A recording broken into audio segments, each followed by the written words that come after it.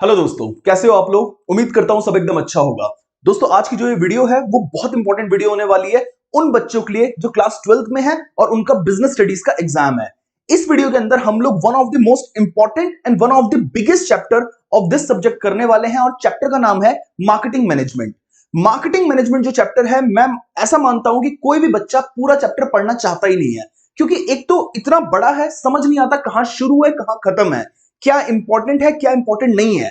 तो इस वीडियो के अंदर हम ये सारी प्रॉब्लम्स को एड्रेस करेंगे and I will make sure कि कोई भी टॉपिक मैं छोड़ू ना।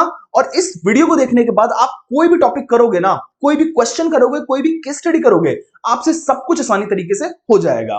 तो ये वीडियो एक वन शॉट वीडियो होने वाली है और इसके अंदर हम लोग पूरा चैप्टर फिनिश करने वाले हैं।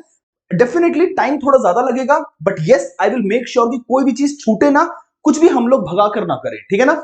सबसे पहले चैप्टर का नाम है मार्केटिंग मैनेजमेंट। तो हमें पहले समझना होगा दोस्तों कि व्हाट इज मार्केटिंग।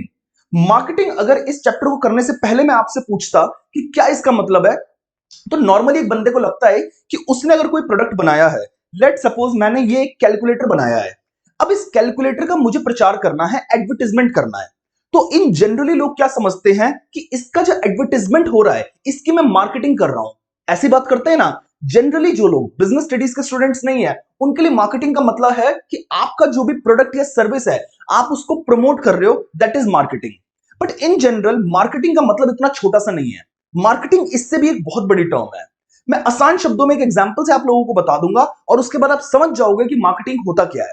मार्केटिंग के अंदर देखो होता क्या है, मैं आपको सिंपली एक चीज बताता हूं कि अगर मैं अभी तक कोई प्रोडक्ट बना नहीं रहा हूं, अगर लेट सपोज मैंने प्रोडक्ट तैयार कर दिया और उसके बाद मैं अपने कस्टमर्स को बेचने जा रहा हूं, हो सकता है उन कस्टमर्स को उस प्रोडक्ट की जरूरत ही नहीं थी, हो सकता है कोई ऑलरेडी मुझसे अच्छे प्राइस पे वो प्रोडक्ट दे रहा हूं। तो मार्केटिंग क्या होता है, एक थोड़ा सा बड़ा प्रोसेस है। उसके अंदर क्या होता है, उसके अंदर ना मैं पहले जाता हूं कस्टमर के पास, मैं उससे पूछता हूं कि भाई एक बात बताओ, आपकी नीड क्या है, किस प्राइस पर आप क्या चीज चाहते हो कि आपको मिल जाए तो वो प्रोडक्ट आप खरीद लोगे। तो मैं गया पहले कस्टमर के पास, उससे मैंने उसकी नीड और वांट पहले पूछी। उसके बाद मैं अपने पास आया, अपनी फैक्ट्री में आया, वहां पर मैंने उस तरह का प्रोडक्ट बनाने का ट्राई किया, उस तरह का प्रोडक्ट मैंने बनाया और मैंने देखा कि कहीं मेरा कॉम्पिटिटर इससे अच्छा या बेहतर प्रोडक्ट तो नहीं बना रहा। अगर वो नहीं बना रहा है तो फिर अगर अब इस प्रोडक्ट को मैं लेके जाऊंगा कस्टमर के पास बेचने के लिए, तो बेटा वो दोनों हाथों से उस प्रोडक्ट को खरीद लेगा। यानी कि मार्केटिंग के अंदर आप रिसर्च भी इन्वॉल्व कर दोगे कि आप पहले कस्टमर से पूछ रहे हो कि तेरी जरूरत क्या है, उस हिसाब से आप प्रोडक्ट को बना रहे हो, फिर जाके उसी कस्टमर को बेच रहे हो। This entire process is known as marketing. Not just आप जाके एडवर्टाइजमेंट कर रहे हो, गूगल एड्स चला दिए, इंस्टाग्राम पे एड्स चला दिए, बेचे जा रहे हो। अरे ये सिर्फ सेलिंग होता है, ये एडवर्टाइजमेंट होता है। Advertisement is a part of marketing but not marketing itself, ठीक है ना। आइए जरा डेफिनेशन पढ़ते हैं। मार्केटिंग क्या है, एक सोशल प्रोसेस है। सोशल प्रोसेस का मतलब है जहां पे सोसाइटी इन्वॉल्व है। सोसाइटी यानी कि मार्केटिंग किसके बीच में करेंगे, लोगों के बीच में करेंगे ना, that's why it is a social process by which जो इंडिविजुअल है या फिर ग्रुप्स हैं, यहां पे इंडिविजुअल बात करी जाती है जो अकेला बंदा काम कर रहा है, ग्रुप्स मतलब जो कंपनीज है, obtain what they need and want through creating, offering and freely exchanging products and services of value with others. यानी कि देखो ये जो पूरी डेफिनेशन है ना, ऐसे याद नहीं होने वाली। इस डेफिनेशन को देखो यहां पे इन चार तरीके से तोड़ा हुआ है। नीड एंड वांट, सबसे पहले need and want.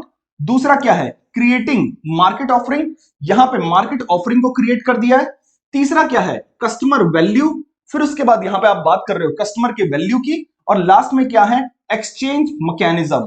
Exchange mechanism में हमने फ्रीली एक्सचेंजिंग को इन्वॉल्व कर दिया है। अब क्या है, जो बात मैंने आपको भी हिंदी में समझाई है ना, वही बात देखो यहां पे आई है। सबसे पहले मैं जाऊंगा कस्टमर के पास, मैं उससे कहूंगा कि भाई तेरी नीड और वांट क्या है। नीड का मतलब क्या होता है, नीड मतलब होता है जिसके बिना काम ना चल सके, जैसे दवाइयां, खाना, रोटी, कपड़ा, मकान, जिनके बिना काम नहीं चल सकता वो होती है नीड। वांट मतलब क्या होता है, जिनके बिना काम चल सकता है बट स्टिल आपको चाहिए, लेट सपोज गाड़ी, बाइक, इसे हम कहते हैं वांट। और डिमांड का मतलब क्या होता है, want back by purchasing power.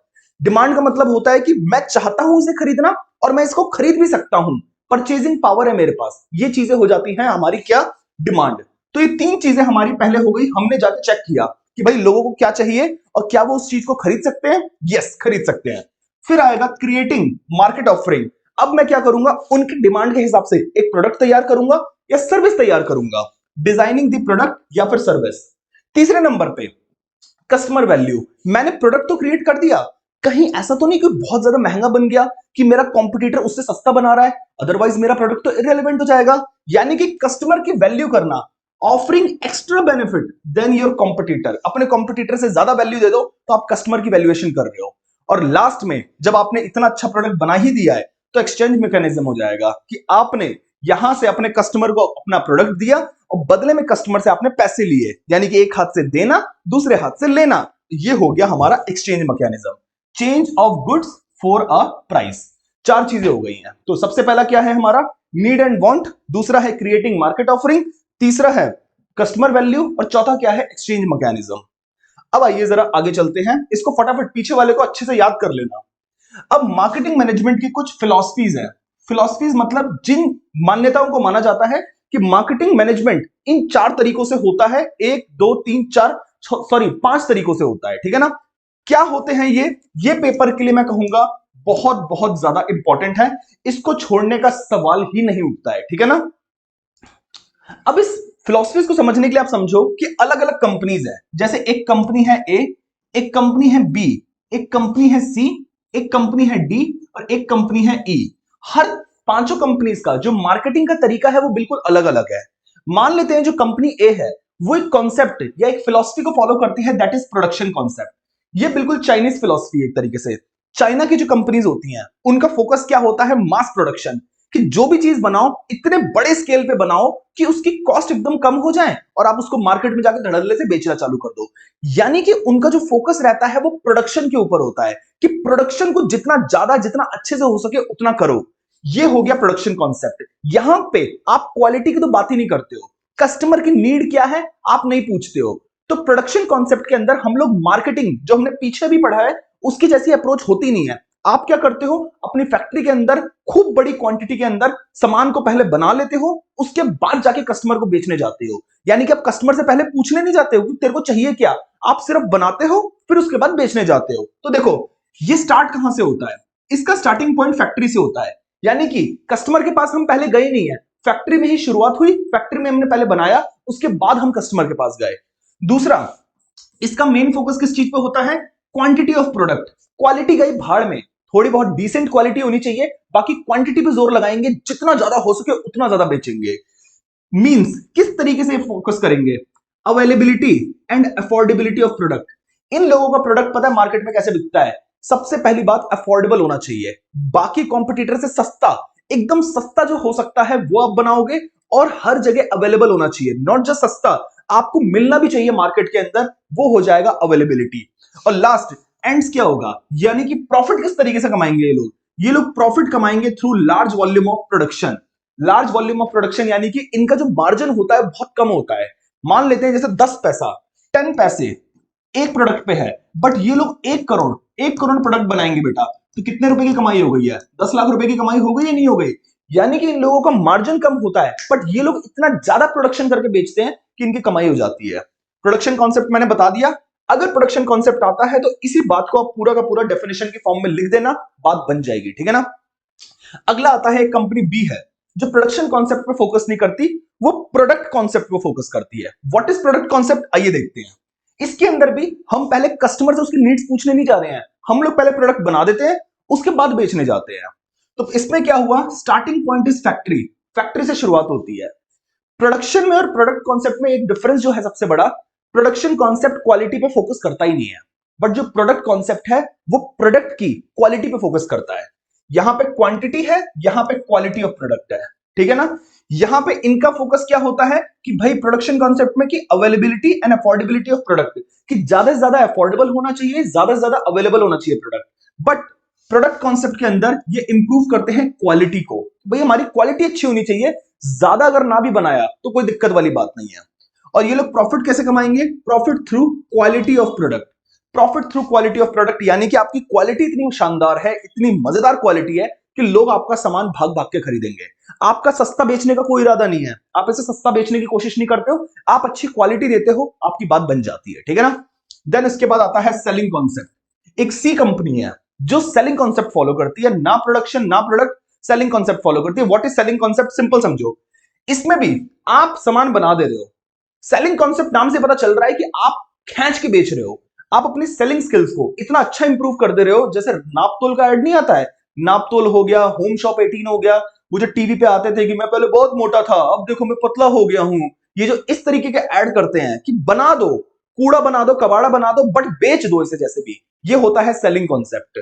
तो देखो ये भी डायरेक्टली फैक्ट्री में सामान पहले बना लेते हैं, कस्टमर से पूछ ही नहीं रहे हैं कि नीड उसकी क्या है, और selling existing products by hook and crook, साम दाम दंड भेद कैसे भी करके बेच दो, गिर जाओ पड़ जाओ झूठ बोलो जो करना है करो, बाय हुक और बाय क्रुक इसको बेच दो बस। एंड यहां पे आप कैसे फोकस करते हो, क्वालिटी गई भाड़ में, क्वांटिटी गई भाड़ में, आप सेलिंग एंड प्रमोटिंग करके इसको बेचना चालू करते हो। और प्रॉफिट कैसे कमाते हो, भाई प्रॉफिट ये कमाते हैं सेल्स वॉल्यूम से, खूब एडवर्टाइजमेंट करके ये लोग बेचते हैं और प्रॉफिट कमाना चालू कर देते हैं। अब आ रहा है जो हमारा चैप्टर है, दैट इज मार्केटिंग कॉन्सेप्ट।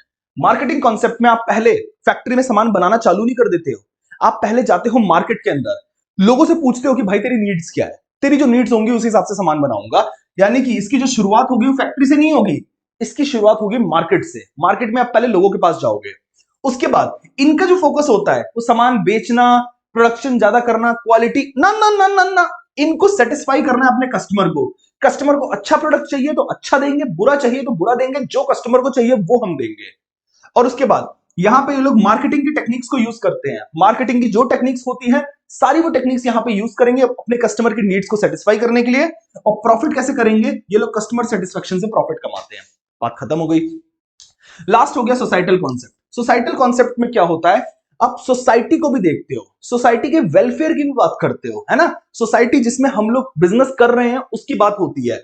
यहां पे आप लोग मार्केट और सोसाइटी दोनों को ध्यान में रखते हो। मैं आपको सिंपल सी चीज बताता हूं, एक ऐसा प्रोडक्ट जैसे टेस्ला है, टेस्ला किस तरीके से अपने आप को प्रमोट करती है कि हम गाड़ियां तो बना रहे हैं बट हम एनवायरमेंट को भी प्रोटेक्ट कर रहे हैं। बात समझ आ रही है।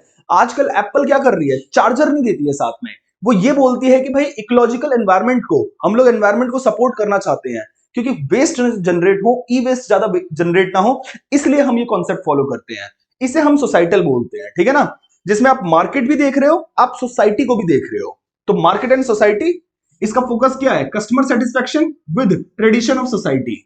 मार्केटिंग टेक्निक्स यूज होती है यहां भी, प्रॉफिट होता है through customer satisfaction and society के वेलफेयर से भी आप प्रोडक्ट बनाते हो।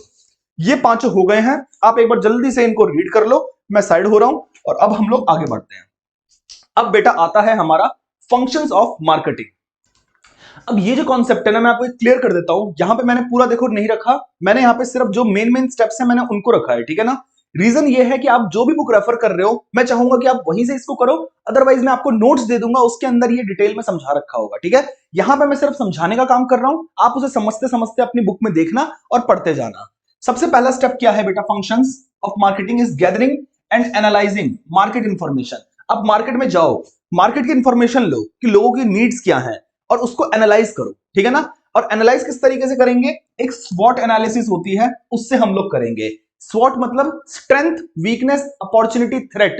चार चीजें किसी भी बिजनेस में होती है, स्ट्रेंथ, वीकनेस, अपॉर्चुनिटी, थ्रेट। देखो कि क्या हमारी स्ट्रेंथ है, क्या हमारी वीकनेस है, क्या मार्केट के अंदर अपॉर्चुनिटी है, क्या मार्केट के अंदर थ्रेट है।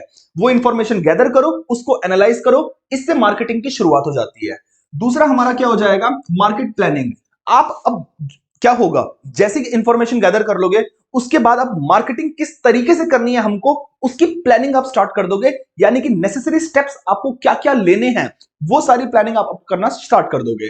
तीसरा अब क्या हो जाएगा, तीसरा हो जाएगा प्रोडक्ट को डिजाइन करोगे, डेवलप करोगे। मार्केट से जो इंफॉर्मेशन आपने ली और अब जो मार्केटिंग का आप प्लानिंग चालू करी, इसके बाद आप कहोगे कि उस हिसाब से प्रोडक्ट तैयार करना है जो लोगों को चाहिए। यानी कि प्रोडक्ट को पहले डिजाइन करोगे फिर उसको डेवलप करोगे जैसा लोगों को नीड्स है, जो आपने मार्केट से इंफॉर्मेशन गैदर करी है। उसके बाद चौथा होता है स्टैंडर्डाइजेशन एंड ग्रेडिंग। स्टैंडर्डाइजेशन का मतलब होता है कि आप मेक श्योर करोगे कि एक स्टैंडर्ड प्रोडक्ट, एक स्टैंडर्ड सेट करोगे जिस तरह का प्रोडक्ट बनना चाहिए। आपने स्टैंडर्डाइजेशन कर दिया और उसके बाद ग्रेडिंग भी कर दोगे। ग्रेडिंग का मतलब क्या होता है कि प्रोडक्ट की क्वालिटी के बेसिस पे, ये A1 क्वालिटी का है, ये A2 क्वालिटी का है, ये उससे थोड़ी कम क्वालिटी का है, अलग अलग ग्रेड्स पे आप डिवाइड कर दोगे और उसके बाद आप उसको बेचोगे। फिर उसके बाद होता है हमारा पांचवा पैकिंग एंड लेबलिंग। जो भी प्रोडक्ट आपने तैयार किया है उसको पैक करोगे, उसकी पैकेजिंग डिसाइड करोगे और उसकी लेबलिंग डिसाइड करोगे। यानी कि अगर आप टूथपेस्ट बना रहे हो तो फिर आप देखोगे कि ट्यूब वाली शेप में कोई पैकेजिंग तैयार हो जाए और उसके ऊपर क्या क्या चीजें लिखनी है जो आप अपनी तरफ से लिखना चाहते हो और जो सरकार ने मैंडेटरी कर रखा है, जैसे कि कितना वेट है, कितने इसमें इंग्रेडिएंट्स हैं, क्या इसकी क्वालिटी है, मैन्युफैक्चरिंग डेट क्या है, एक्सपायरी डेट क्या है, सारी चीजें आप लेबलिंग में लिखोगे। उसके बाद आप इसकी ब्रांडिंग करोगे। इसके बाद आप इसकी ब्रांडिंग करोगे कि ब्रांड क्या होगा आपका। जैसे अगर आपका कोलगेट नाम है तो आप कोलगेट उसकी ब्रांडिंग कर दोगे, ठीक है ना। देन उसके बाद 7th हो जाएगा customer support service. Customer support service के लिए भी आप काम करोगे कि कस्टमर को अगर कोई प्रॉब्लम होती है तो वो प्रॉब्लम किस तरीके से सॉल्व होगी। फिर आप डिसाइड करोगे कि प्राइसिंग क्या होगा। जो प्रोडक्ट है आप मार्केट को देखोगे, जज करोगे कि इस तरह के प्रोडक्ट की क्या प्राइसिंग हो कि लोग हमारा सामान खरीदे, तो प्राइसिंग ऑफ प्रोडक्ट भी आप डिसाइड करोगे। देन उसके बाद 9th इज उस प्रोडक्ट को दबा के प्रमोट करोगे और सेल करने की कोशिश करोगे। बाय हुक और बाय क्रुक आपकी कोशिश यही रहेगी कि ज्यादा से ज्यादा इसको आपको मार्केटिंग करना है, प्रमोट करना है। फिर उसके बाद 10th हो जाएगा हमारा फिजिकल डिस्ट्रीब्यूशन। सिर्फ मार्केटिंग करके तो बात बनेगी नहीं, प्रोडक्ट अवेलेबल भी होना चाहिए। फिजिकल डिस्ट्रीब्यूशन का मतलब होता है कि सामान बेचने के तरीके कहां कहां से, किस चैनल के थ्रू आप सामान बेचने वाले हो, डिस्ट्रीब्यूट करने वाले हो लोगों को, वो हो जाएगा फिजिकल डिस्ट्रीब्यूशन। देन उसके बाद आप क्या करोगे, आप सामान को ट्रांसपोर्टेशन में डालोगे जिससे सामान हमारी फैक्ट्री से निकलेगा और मार्केट में जाएगा और उसको स्टोर करोगे कहीं ना कहीं और वेयर हाउस के अंदर स्टोर करके यहां पे प्रोसेस हो जाएगा खत्म। किसी भी बुक से पढ़ लेना, फंक्शंस ऑफ मार्केटिंग, यही आपको मिलेगा और आप इसको फटाफट से एक बार मेन स्टेप्स को याद कर लेना और जो बाकी स्टेप्स है अंदर का है वो सिर्फ समझ लेना, लॉजिक समझ लेना, इससे ज्यादा नीड आपको नहीं होगी इसके अंदर, ठीक है ना। आइए जरा आगे चलते हैं।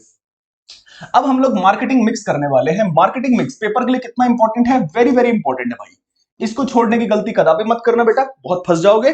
मार्केटिंग मिक्स का मतलब क्या होता है, मिक्स मतलब क्या होता है, मिक्सचर, कुछ 2 4 5 चीजें मिक्स हो रखी हैं आपस में और एक नई चीज तैयार हो रही है। तो मार्केटिंग मिक्स क्या होता है, refers to the ingredients. Ingredients यानी कि क्या क्या चीजें इसके अंदर पड़ी हुई हैं, विच द मार्केटर, मार्केटिंग करने वाले बंदे को हम कहते हैं मार्केटर। जो मार्केटर मिक्स कर रहा है in order to interact with a particular market.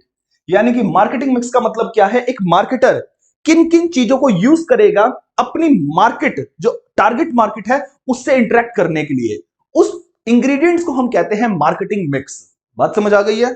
अब मार्केटिंग मिक्स में टोटल 4 चीजें होती हैं, 4 पीस हम बोलते हैं। 4 पीस पेपर के लिए कितना इंपॉर्टेंट है, आई हैव नो क्लू, हद से ज्यादा इंपॉर्टेंट है, सबसे ज्यादा इंपॉर्टेंट है, इसमें से क्वेश्चन बनना ही बनना है, ठीक है ना। तो 4 पीस की हम लोग बात कर रहे हैं। 4 पीस क्या है, पहला पी है प्रोडक्ट, दूसरा पी है प्राइस, तीसरा पी है प्लेस और चौथा पी है प्रमोशन। तो सबसे पहला क्या है, product price place promotion, product price play promotion, product price place promotion, चारों याद कर लो, रट्टा मार लो फटाफट से।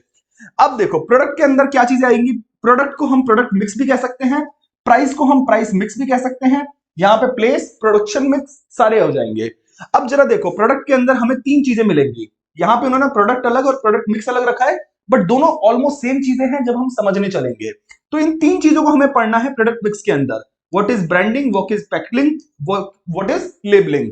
फटाफट से मैं आपको एक एक चीज, एक एक पॉइंट कराने वाला हूं, जल्दी से शुरू करते हैं डिटेल में, ज्यादा टाइम वेस्ट नहीं करते हैं। सबसे पहला हमारा हो जाएगा which is product mix. Product mix क्या होता है, प्रोडक्ट मिक्स मतलब होता है कि क्या प्रोडक्ट हम लोग मार्केट में बेचने जा रहे हैं, वो कुछ भी, वो देखो प्रोडक्ट भी हो सकता है, वो सर्विस भी हो सकता है, it could be goods, it could be services. Product जब मैं बोलता हूं तो उसके अंदर दोनों चीजें इंक्लूड हो जाती हैं बेटा, उसके अंदर गुड्स भी इंक्लूड हो जाते हैं और उसी के अंदर सर्विसेज भी इंक्लूड हो जाती हैं। इस बात को समझना होगा कि क्या चीजें हम लोग ऑफर करने जा रहे हैं, क्या कॉम्बिनेशन ऑफर करने जा रहे हैं, हर चीज उस प्रोडक्ट मिक्स में इंक्लूड हो जाएगी। तो product mix refers to important decisions which is related to product, जैसे कि क्या क्वालिटी रखेंगे हम प्रोडक्ट की, उस प्रोडक्ट का डिजाइन कैसा होगा, उस प्रोडक्ट की पैकिंग हम लोग कैसे करेंगे, ये सारी बातें जिस मिक्स में लिखी होंगी बेटा उसी को हम लोग क्या कहेंगे, प्रोडक्ट मिक्स, ठीक है ना। Another important thing included in product mix is product assortment. It refers to number of product and items a particular producer offers to the market. Product assortment का मतलब क्या होता है कि भाई हम लोग मार्केट में कितने प्रोडक्ट ऑफर करने वाले हैं, कौन कौन से प्रोडक्ट ऑफर करने वाले हैं। जैसे अगर मैं ब्रांड का बताऊं, आईफोन, एप्पल की बात करूं, एप्पल कितने प्रोडक्ट ऑफर कर रहा है, एप्पल अपनी मैकबुक ऑफर कर रहा है, एप्पल अपना आईपैड ऑफर कर रहा है, एप्पल अपना फोन ऑफर कर रहा है, ये सारी की सारी चीजें Apple as a product market को ऑफर कर रहा है उसे प्रोडक्ट असॉर्टमेंट कहते हैं। ठीक है ना, मैं साइड हो जा रहा हूं, जल्दी से इस पेज पे जो भी चीजें लिखी हुई हैं फटाफट से इसको रीड करो। अब अगला क्या है, important components of product mix. देखो हमने 3 कंपोनेंट्स पढ़े थे प्रोडक्ट मिक्स के। जो सबसे इंपॉर्टेंट कंपोनेंट है, पहला था ब्रांडिंग, दूसरा था हमारा लेबलिंग, अरे क्या बोल रहा हूं, एक मिनट, सबसे पहला था हमारा ब्रांडिंग, दूसरा था हमारा पैकेजिंग और तीसरा था हमारा लेबलिंग। तो सबसे पहले हम लोग बात करने वाले हैं ब्रांडिंग की कि व्हाट इज ब्रांडिंग, ब्रांड का मतलब क्या होता है। तो ध्यान से देखो, one of the most important decision that a marketer has to take in area of product is respect of branding, कि उसको ब्रांड किस तरीके से करना है। उसे डिसाइड करना है whether the firms product will be marketed under brand name और अ जेनरिक नेम। मेरी बात ध्यान से सुनो, ब्रांड नेम और जेनरिक नेम का मतलब क्या है इसे समझते हैं। आपने एक चीज नोटिस करी होगी, जब आप चीनी लेने जाते हो, चीनी लेने जाते हो या चावल लेने जाते हो आसपास की दुकान वाले से, तो आपको एक जगह दिखेगा चावल जो होता है एक डब्बे में होता है और उसमें से ऐसे वो निकालता है और एक पन्नी में डालता है, एक निकालता है और पन्नी में डालता है और बेच देता है आपको। इसे हम लोग कहते हैं कि कोई ब्रांड नेम नहीं है। आप कोई कह सकते हो कि चावल किस ब्रांड का है, किस कंपनी का है, नहीं आप नहीं कह सकते। इसको आप कहते हो जेनरिक नेम, यानी कि जेनरिक चावल है, सिर्फ राइस दे दो भैया, ये वाला राइस, टुकड़े वाला राइस दे दो या बासमती राइस दे दो, कोई ब्रांड इन्वॉल्व नहीं है। ऑन दी अदर हैंड आप देखते हो कि वहीं पे एक शेल्फ लगी होती है और उस शेल्फ के अंदर बेटा एक पैकेट होता है बड़ा सुंदर सा, उसमें चार मीनार की फोटो बनी हुई है और राइस का नाम होता है दावत राइस। भाई दावत एक आपको पता है ना बहुत बड़ा ब्रांड है दावत राइस। अब ये जो दावत राइस है इसका प्राइस भी ज्यादा होता है, क्वालिटी भी अच्छी होती है और पूरी ब्रांडिंग होती है। इसे कहते हैं ब्रांडेड गुड होना, यानी कि आपने अपनी एक अलग पहचान बनाई है। रीजन आपका कुछ भी हो सकता है, आपने उस बेसिस पे अलग पहचान बनाई है। तो आप जब भी बिजनेस शुरू करोगे तो आपको डिसाइड करना है कि जो प्रोडक्ट आप बेच रहे हो आप उसे एक ब्रांड नेम के साथ बेचना चाहते हो या एक नॉर्मल कि बस चावल है, बस चावल है। अंडे जैसे हो गए, अंडे का एग्जांपल ले लो, एक होता है अंडे का ब्रांड होना, एक होता है अंडा जेनरिक जो आपको अंडे की रेडी पे मिल जाता है। ये होता है जेनरिक और ब्रांड नेम के बीच में डिफरेंस। तो आपको in the name of whole class of a product.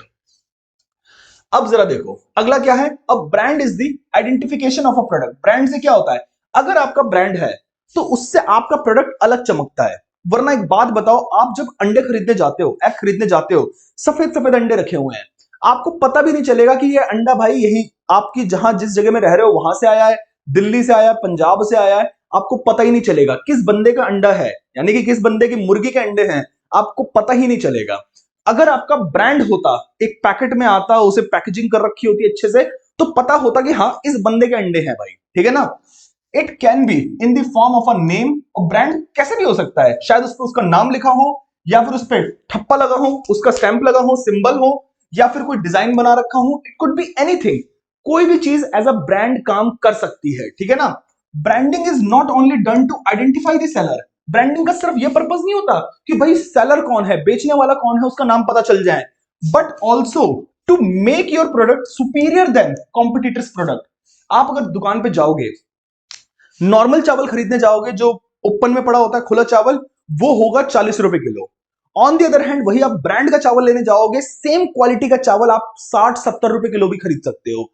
Reason क्या है कि सुपीरियर बाय डिफॉल्ट पन्नी में आते ही क्या हो जाता है, पैकेट बड़ा सुंदर है, ये सुपीरियर हो जाता है बाकी चावलों की कंपैरिजन में।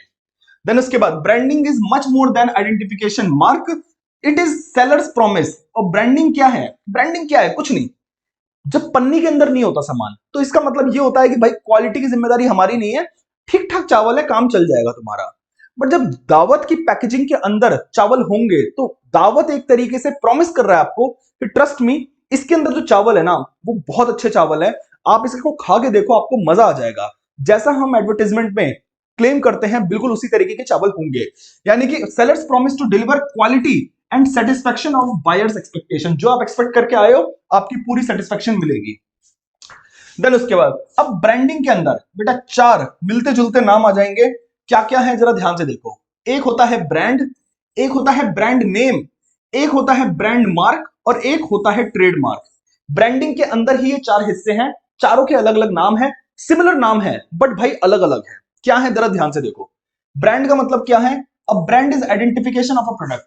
वो कुछ भी हो सकता है, वो नाम हो सकता है बिल्कुल कि उसका अलग नाम है, दावत, या फिर उसका सिंबल हो सकता है। दावत का अगर कोई सिंबल है वो उसका ब्रांड बन जाएगा। और कोई डिजाइन हो सकता है कि डिजाइन स्टेटमेंट देख के समझ जाए कोई बंदा कि यार ये तो पक्का इस ब्रांड का कपड़ा है, इस ब्रांड का सामान है, ठीक है। जैसे सर्फ हो गया, डिटॉल हो गया, नाइकी हो गया, ये सारे ब्रांड है। ब्रांड आ गया। What is brand name? Brand name वो है जो हम बोलते हैं। जैसे ब्रांड नेम, नेम मतलब उसका एक पर्टिकुलर नाम है। इसके अंदर इस ब्रांड में अगर मैं स्पेसिफिक इस नेम वर्ड पे फोकस करूं, सिंबल पे ना फोकस करूं, डिजाइन पे ना फोकस करूं, तो it will become brand name. Nike, Adidas, Louis Vuitton, Zara, HP, Dell, Apple, Sony, ये सारे क्या है? ब्रांड नेम है जो आप मुंह से बोल रहे हो, नाम ले रहे हो, ब्रांड नेम। आप ये थोड़ी ना बोलोगे कि अरे एक साइन है ना वो ऐसे टिक करते हुए, ऐसे टिक का है, टिक का लोगो है। अरे भाई बोलने में नहीं आ रहा ना, तो ये ब्रांड नेम नहीं हुआ। ब्रांड नेम क्या है? जो टिक का लोगो है, Nike. Nike is brand name. Okay, अब आ जाओ ब्रांड मार्क। ब्रांड मार्क क्या होता है? जो दिखता है आपको। जैसे कि अगर मैं आपको एग्जांपल दूं, जो आधी दुनिया आईफोन जिसलिए लेती है, एक फोन है, उसके पीछे एक खाया हुआ सेब है, और उसको बेटा क्या करते हैं लोग, मिरर में जब सेल्फी लेते हैं अपनी, तो बिल्कुल पूरा हाथ कवर होगा, बस वो लोगो जो है उसको साइड कर देंगे। लोगो दिखना चाहिए क्योंकि इसी के तो पैसे खर्च किए लोगों ने। इसे हम कहते हैं ब्रांड मार्क। ब्रांड मार्क लोगो जो आपके प्रोडक्ट को बाकी प्रोडक्ट से अलग करता है। अगर आप पेप्सी और कोका कोला में डिफरेंस देखोगे तो ब्रांड का लोगो देख के आप डिफरेंशिएट करोगे कि ये पेप्सी है, ये आपका कोका कोला है, ठीक है ना। This is brand mark. तो part of brand which can not be spoken, जो कहा नहीं जा सकता, कहने में नहीं आएगा कि यार एक खाया हुआ सेब ऐसे दिखता है। अरे दिखाओ ना सीधे, जो आप बोल के नहीं बता सकते, दिखा के बता सकते हो। But can be recognized is known as brand mark. जैसे महाराजा, महाराजा का साइन है, एयर इंडिया के ऊपर एक राजा मुकुट पहने हुए हैं, उनका साइन होता है। पेप्सी का जो है साइन वो रेड एंड ब्लू बॉल, इस तरीके से एक बॉल होती है और इस तरीके से एक साइन होता है, ठीक है ना। नाइकी साइन ऑफ एरो, एक एरो का साइन है नाइकी में। मर्सिडीज का साइन होता है आई थिंक इस तरीके का, ये मर्सिडीज का साइन है। ये रहा ऑडी का साइन, है ना। और बीएमडब्ल्यू का साइन मुझे नहीं आता, टोयोटा का शायद ऐसे ऐसे करके है, ये टोयोटा का साइन होता है। ये सारे के सारे होते हैं ब्रांड मार्क। चलो ब्रांड मार्क समझ आ गया सर। सर ये नई चीज क्या है? ट्रेडमार्क। मैं आपको एक सिंपल चीज बता देता हूं। ब्रांड मार्क को जब कानून में रजिस्टर्ड करा दिया जाए, ट्रेडमार्क एक्ट होता है, उसके अंदर अगर आपने रजिस्टर करा दिया, यानी कि आपका जैसे लेट्स सपोज एक मर्सिडीज का साइन है, अगर ये सिर्फ साइन यूज कर रहे हैं नॉर्मली और इसको इन्होंने गवर्नमेंट के पास रजिस्टर नहीं करा रखा, तो it is brand mark only, it is not trademark. But अगर इसको जाके उन्होंने रजिस्टर करा लिया एज ट्रेडमार्क, किसके पास? गवर्नमेंट के पास, और गवर्नमेंट ने परमिशन दे दी इनको कि हाँ ये तुम्हारे अलावा कोई और यूज नहीं कर सकता मर्सिडीज, तो अब गवर्नमेंट पे जैसे रजिस्टर्ड हो जाएगा brand mark, it will become trademark. A part of brand which is given legal protection दे दी है is called trademark. No other firm can use the name or sign for which a company get legal protection. अगर brand mark आप सिर्फ use कर रहे हो तो भाई शायद ये लोगों कोई और भी यूज कर सकता है, आप रोक नहीं पाओगे। बट एक बार आपने उसका ट्रेडमार्क करा दिया, देन उसके बाद कोई दूसरी कंपनी का उनका बाप भी नहीं रोक उसको यूज कर सकता है, ठीक है ना। आइए आगे चलते हैं। अब इससे एडवांटेज क्या होता है? एडवांटेज एडवांटेज एडवांटेज पहले हम पढ़ेंगे। अरे हाँ, ब्रांड नेम का एडवांटेज क्या है? सबसे पहले हम लोग बात करेंगे जो कंपनी है उसको क्या एडवांटेज मिलेगा। जिस जिस कंपनी का ब्रांड नेम है उसको एडवांटेज क्या मिलेगा?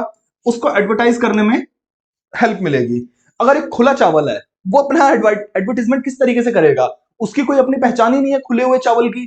भाई अगर ब्रांडिंग होती तो वो अपने आप को एडवर्टाइज कर सकता है कि दावत बासमती राइस, मिनी दुबार बासमती राइस, आप ब्रांड अलग से कर पाओगे उसे, ठीक है ना। With the brand name advertising becomes more effective as it is not only makes people aware about the features of product but also about brand which can provide these benefits, ठीक है ना। दूसरा क्या है? Differential pricing. अगर आपको अलग price charge करना है सेम चीज के लिए, you can only do that with what? Branding.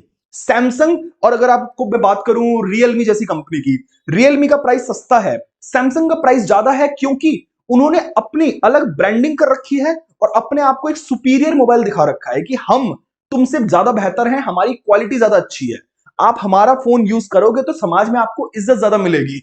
आप डिफरेंशियल अलग प्राइस चार्ज ही तभी कर पाओगे अगर आपका ब्रांड अलग होगा, ठीक है ना।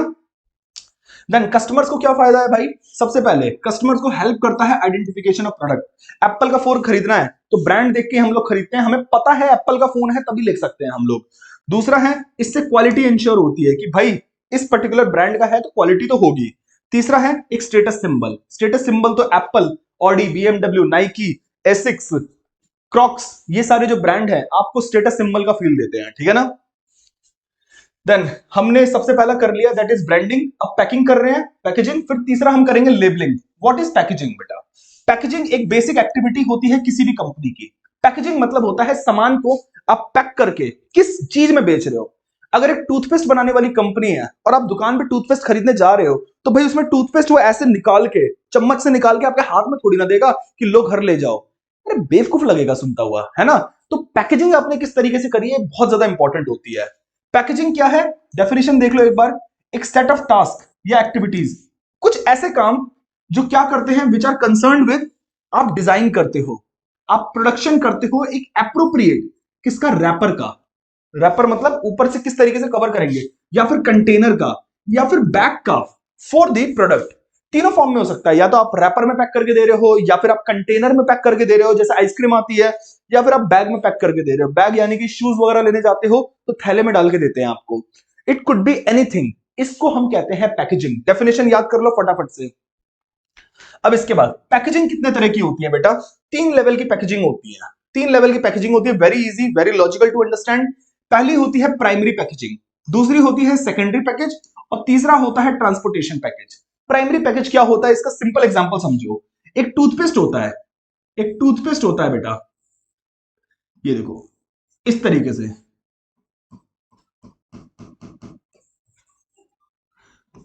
कोलगेट, ये टूथपेस्ट है, ठीक है ना।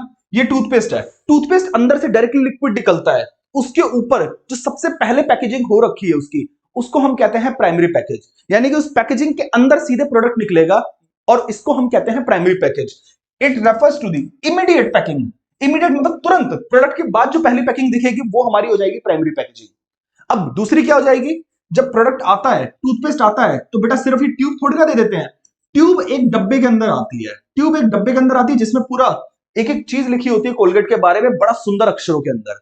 इसको हम लोग कहते हैं सेकेंडरी पैकेज। ये एडिशनल पैकिंग होती है जो कंज्यूमर्स फेंक देते हैं जब वो स्टार्ट करते हैं यूजिंग करना। यानी कि शायद ही कोई बेवकूफ होगा जो ऊपर का डब्बा रखता है, जैसे डब्बा निकाला अपने डब्बे में से सामान, डब्बे को फेंक दोगे, ठीक है ना। तीसरा होता है ट्रांसपोर्टेशन पैकेजिंग। ट्रांसपोर्टेशन मतलब हुआ, अब ये जो है ये ट्रक में इकलौता अकेला डब्बा तो आता नहीं होगा, ऐसे 50 डब्बे एक बड़े डब्बे के अंदर आते हैं। ये देखो छोटे छोटे डब्बे हैं किसके, टूथपेस्ट के, और एक बड़े डब्बे के अंदर ये सारे के सारे डब्बे आते हैं। और ये जो बड़ा डब्बा है, ये जो ऊपर का डब्बा है जिससे ट्रांसपोर्टेशन हो रही है, इस डब्बे को बोला जाता है ट्रांसपोर्टेशन पैकेजिंग, ठीक है ना।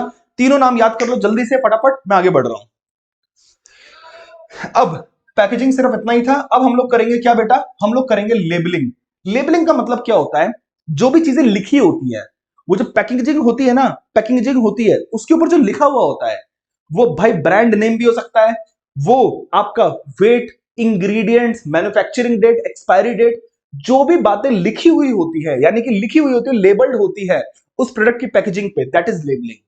तो labelling means putting identification mark. Identification mark किस पे? पैकेज पे। Label is the carrier of information. Label पे सारी इंफॉर्मेशन लिखी होती है। कैरियर ऑफ इंफॉर्मेशन मतलब लेबल जो होता है अपने साथ सारी इंफॉर्मेशन लेके चलता है।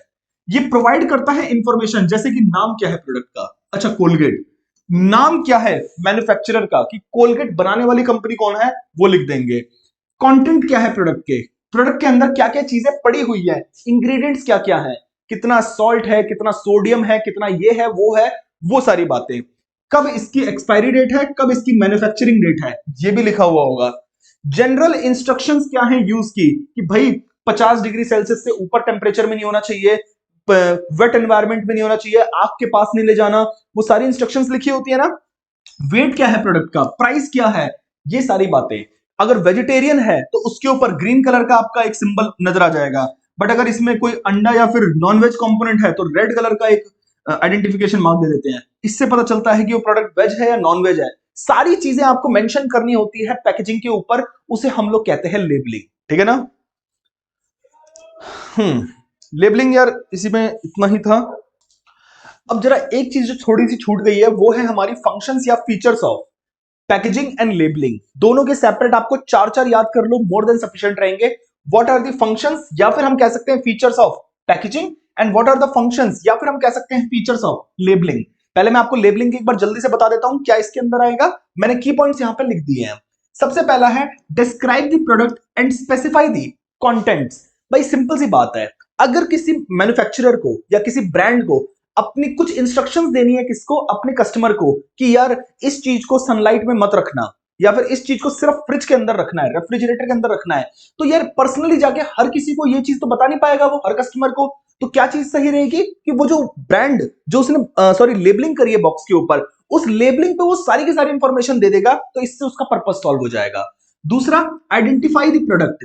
भाई प्रोडक्ट को आइडेंटिफाई करने में सबसे बड़ी हेल्प किस चीज की होती है, लेबलिंग की।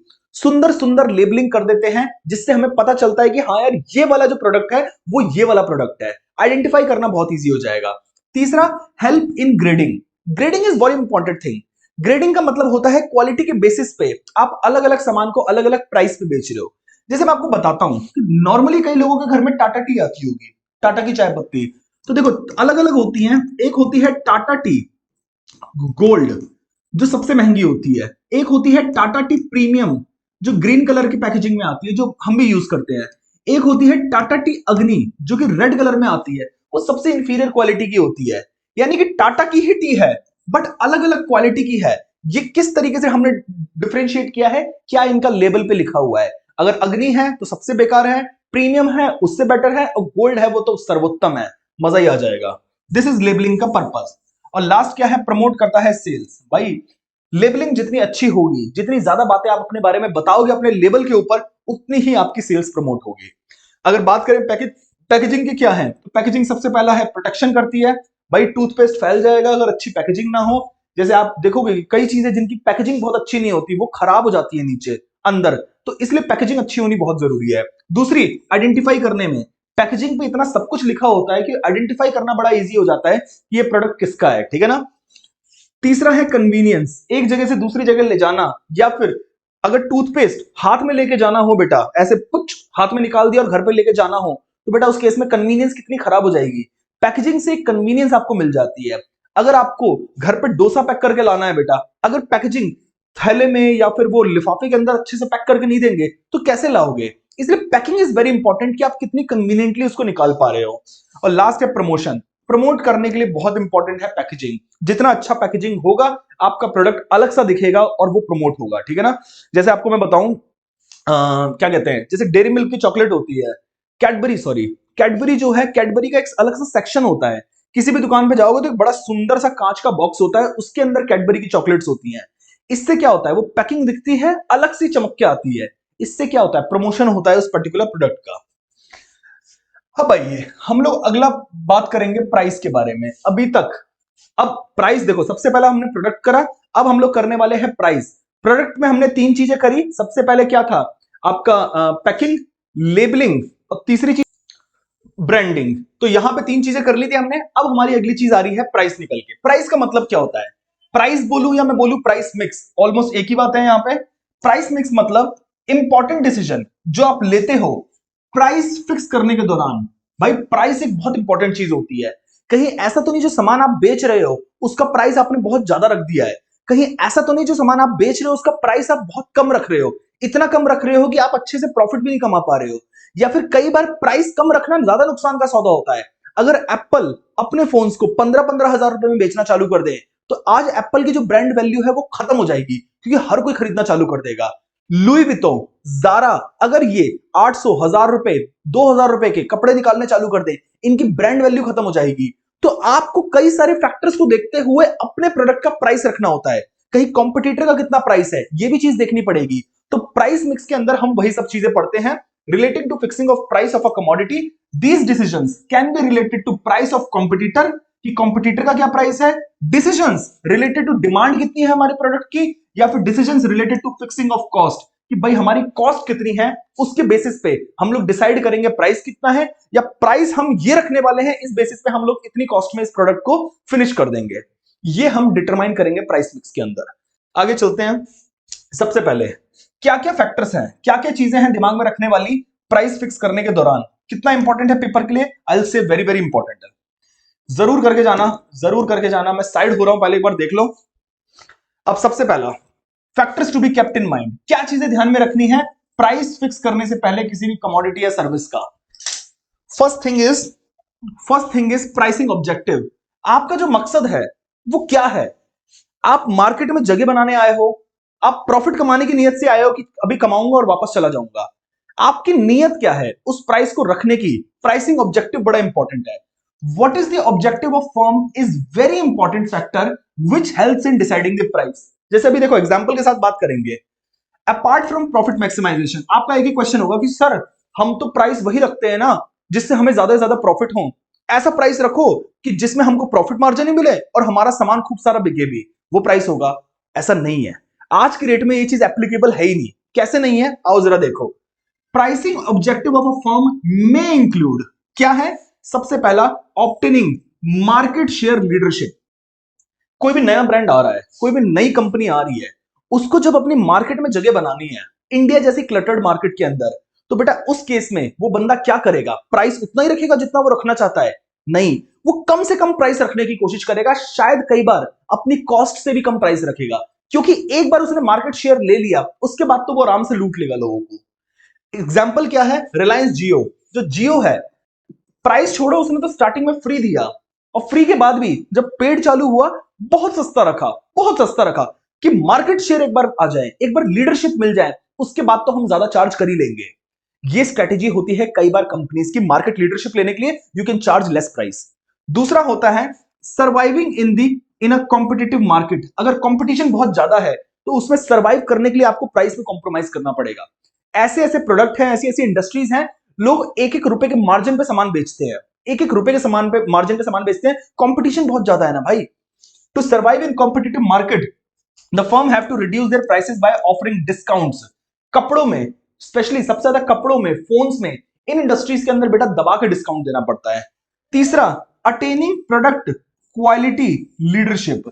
इन this case generally high prices are charged to outgo to cover the cost and high cost of research and development. इसका बेस्ट एग्जांपल क्या रहेगा? एप्पल। एप्पल, या फिर मैं आपको बात करूंगा जैसे यार एप्पल है कोई गाड़ी की कंपनी, आप लैम्बोर्गिनी भी कह सकते हो, लैम्बोर्गिनी। एप्पल का क्यों भाई? एप्पल का आपको लगता होगा कि फोन तो कितना सस्ता बनता है सर, इतना महंगा क्यों बेचते हैं? देखो महंगा तो बेचते हैं, बट अगर आप लोग ये जज कर रहे हो कि यार सिर्फ फोन की जो कॉस्ट है, मटेरियल कॉस्ट है, वही कॉस्ट होती है, नहीं भाई। रिसर्च एंड डेवलपमेंट, जो सामान बनाया गया है उसकी R&D पे कितना पैसा लगा है बेटा, उस टेक्नोलॉजी को रिसर्च करने में कितना पैसा लगा है, वो भी बड़ा इंपॉर्टेंट होता है। Tesla is an example. तो इस केस में आप ज्यादा प्राइस भी चार्ज करते हो क्योंकि आप कस्टमर को साफ बोल रहे हो ये छोटे मोटे लोगों के लिए नहीं है, हम भाई बेस्ट इन क्लास क्वालिटी दे रहे हैं, प्रोडक्ट की एडवांस टेक्नोलॉजी दे रहे हैं, तो इसके लिए हम ज्यादा प्राइस भी चार्ज कर सकते हैं। ये भी है क्वालिटी लीडरशिप, मतलब होता है क्वालिटी का आपने बेंचमार्क सेट कर दिया है कि अगर फोन का मतलब आईफोन, पैड का मतलब आईपैड, ये चीजें आप डिफाइन करते हो कस्टमर लीडरशिप के लिए। क्वालिटी में आप लीडरशिप है, ये इंपॉर्टेंट है प्राइसिंग डिसाइड करते टाइम। साइड हो रहा हूं एक बार जल्दी से, इसको फटाफट से देख लो फिर आगे बढ़ते हैं।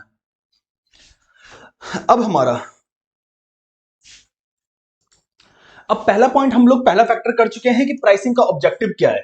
अब हम लोगों की बारी आ रही है बेटा दूसरा फैक्टर करने की। प्राइसिंग ऑब्जेक्टिव हो गया, दूसरा फैक्टर है हमारा प्रोडक्ट कॉस्ट।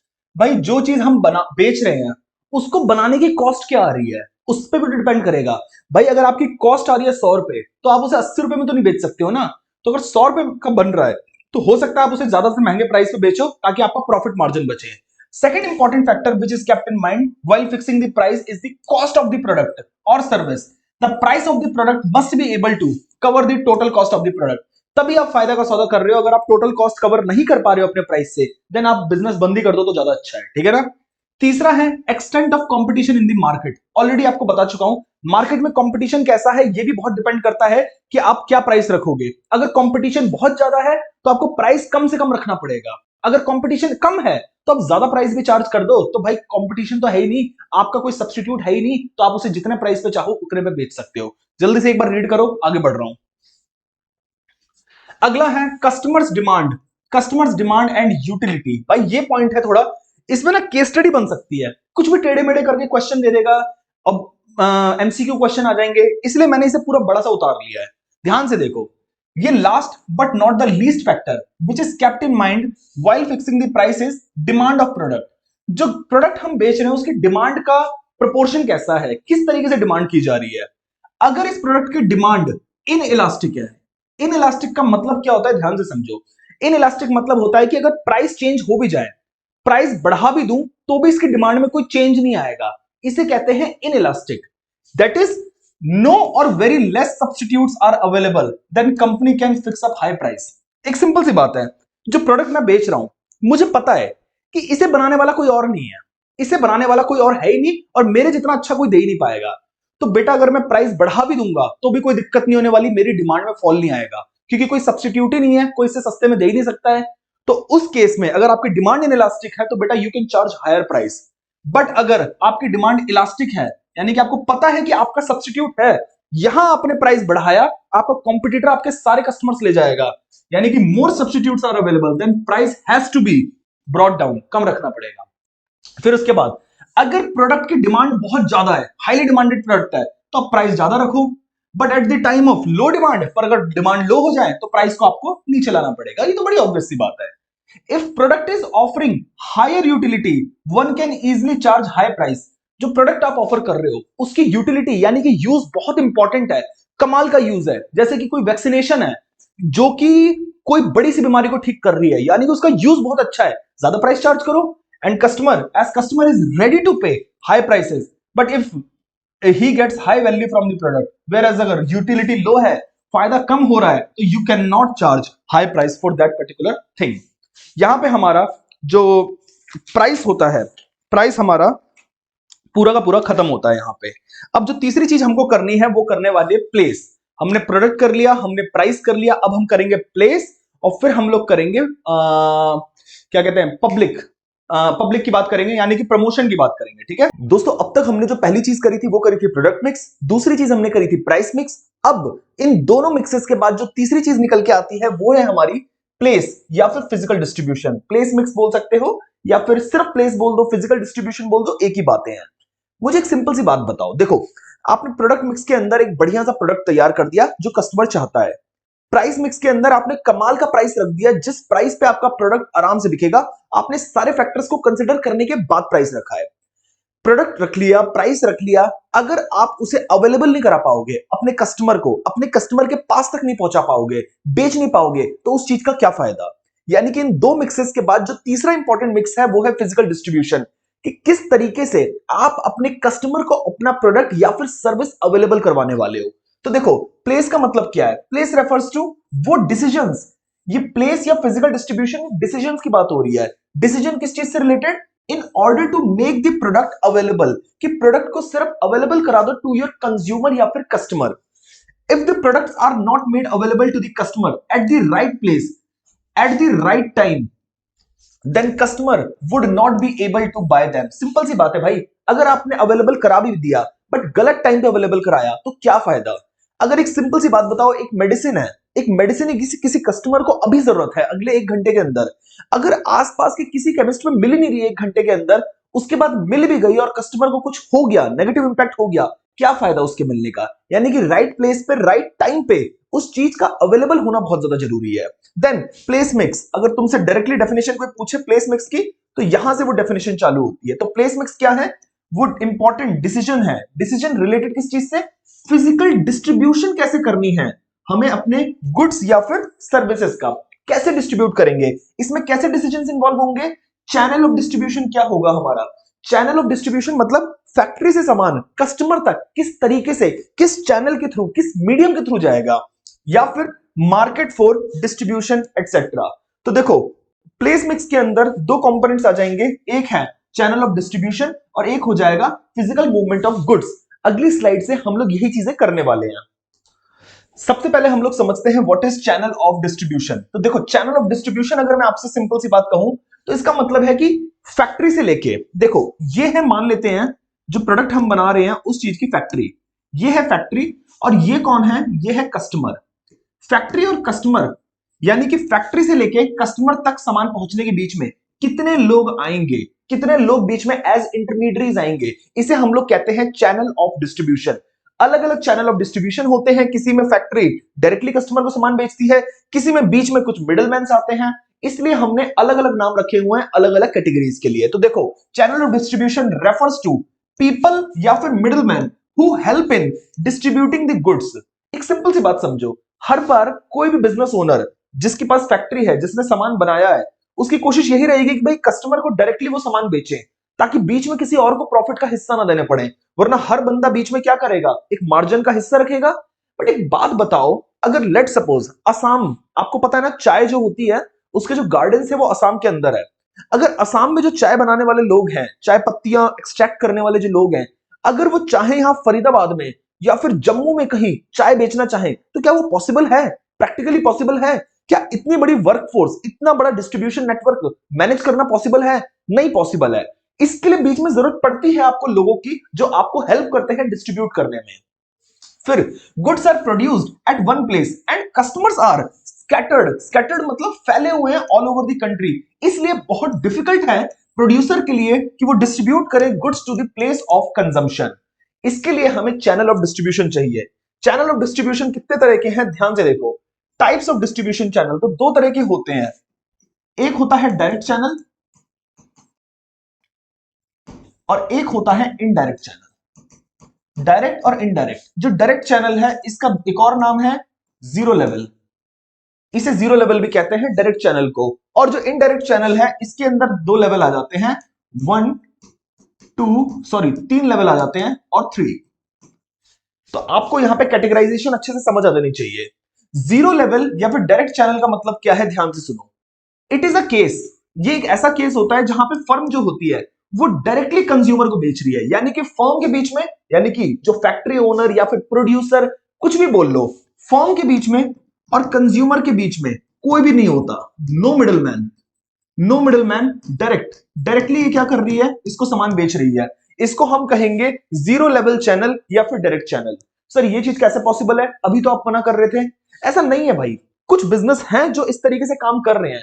जैसे मैं आपको एक चीज बताता हूं, यहां पे एग्जांपल हमने किस चीज का दे रखा है, मैं तुम्हें बताता हूं। यार कोई एक ब्रांड की बात हो रही थी, जैसे बोट है, बोट बोट की वेबसाइट से अगर तुम कोई भी ईयरफोन या फिर स्पीकर को ऑर्डर करोगे तो डायरेक्टली बोट की फैक्ट्री से वो कहां पे आएंगे, आपके घर पे कंज्यूमर के एड्रेस पे आ जाएंगे। इसके लिए उन्होंने किस चीज को यूज किया है, उन्होंने इंटरनेट सर्विसेज को यूज किया है।